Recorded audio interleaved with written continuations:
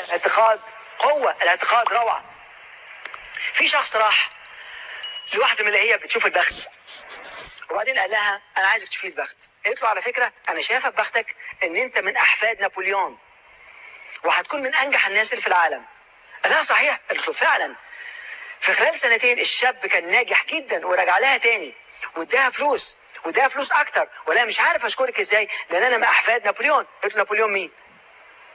قال انت مش شفتني مع احفاد نابليون؟ قالت له انا اول مره اشوفك، انا ما اعرفكش حتى. يعني معنى كده قالت له كلمه، الكلمه خدها وحولها، وصل لمرحله انه نجح في حياته. انت عارف في مثل عربي بيقول لك اعتقد في الحجر يشفيك. الاعتقاد ده في منتهى القوه وفي منتهى الخطوره. لما تعتقد في اي شيء انه حقيقي، الاعتقاد مش محتاج انك تكون شيء حقيقي ولا غير حقيقي، كل اللي محتاجه ان انت تعتقد في انه حقيقي. لو انت عندك صديق ومعتقد انه لطيف هتخرج معاه، لو حصل حاجه تعتقد انه مش لطيف هتتفاداه. هو كده المخ بيبني على اخر تجربه. الاعتقاد يروح مع البرمجه الجديده. لو انا بنيت اخر تجربه ان انت سلبي هبني عليها واعتقادي هكون على نفس الشيء. لو بقيت اخر تجربه ان انت ايجابي هرجع تاني وعلى نفس الشيء. يعني معنى كده اعتقاداتنا بتحركنا في الدنيا. لو الكلام ده مظبوط طب اعمل ايه؟ هل ترى في اصناف من الاعتقادات؟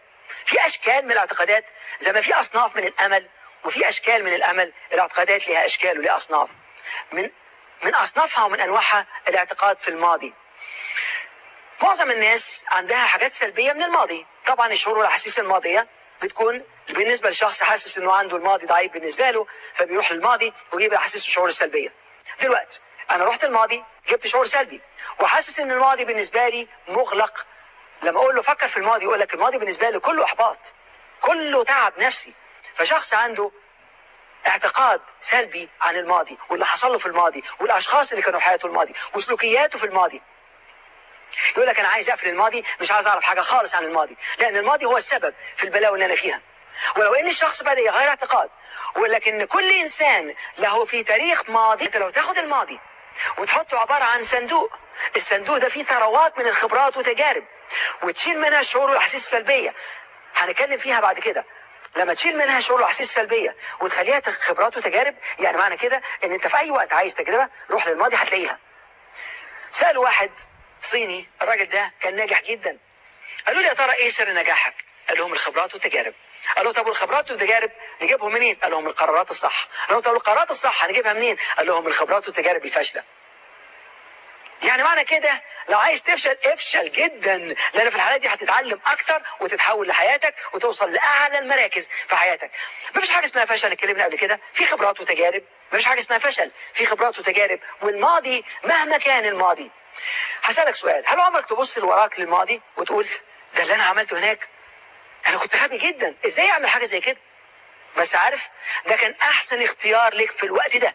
عشان كده بقول باستمرار ان كل انسان بيختار احسن اختيار له في الوقت الحاضر. يعني انت في الماضي الاختيار ده بالنسبه لك كان احسن اختيار، فسواء كان عندك علاقه غلط كانت احسن اختيار بالنسبه لك، سواء كنت بتشتغل في شغلانه غلط كان احسن اختيار بالنسبه لك، عملت سلوك غلط كان احسن اختيار بالنسبه لك.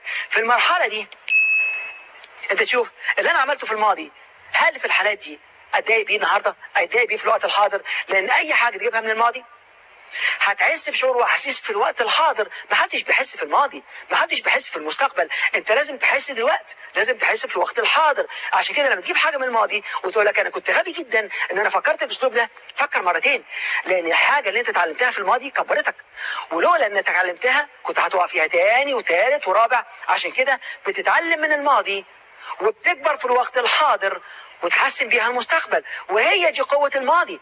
عشان كده لما نيجي نقول لك ازاي حد يكون عنده اعتقاد سلبي من الماضي وبعدين عنده اعتقاد سلبي من المستقبل، فكر في دي، ان ما الماضي الا حلم وما المستقبل الا رؤيه، لكن انك تعيش اليوم بكل ما عليه بيخلي الماضي حلما من السعاده والمستقبل رؤيه من الامل. يعني معنى كده ان انا رحت الماضي وخدت الماضي وحولت تجاربه لخبرات وقدرات وخدتها وكبرت بيها، الشعور واحاسيس ما ادانيش لان انا عملته في الماضي احسن حاجه بالنسبه لي. تاني نوع من انواع الاعتقاد اعتقاد سلبي في المستقبل. حد يقول لك والله المستقبل بالنسبه لي مستقبل ضعيف. انا كنت باجي محاضره في جامعه من الجامعات، بعد ما خلصت جوا لي الناس الطلبه قالوا لي دكتور انت قلت رائع لكن في مشكله، الناس عندنا هنا ما بيشتغلوش. قلت له يعني ايه ما بيشتغلوش؟ قال لك والله ولا حتى 2% بيشتغلوا. فده اعتقاد في المستقبل، اعتقاد سلبي في المستقبل. طب في ناس يشتغلوا يقول لك حتى لو 1%. طبعا.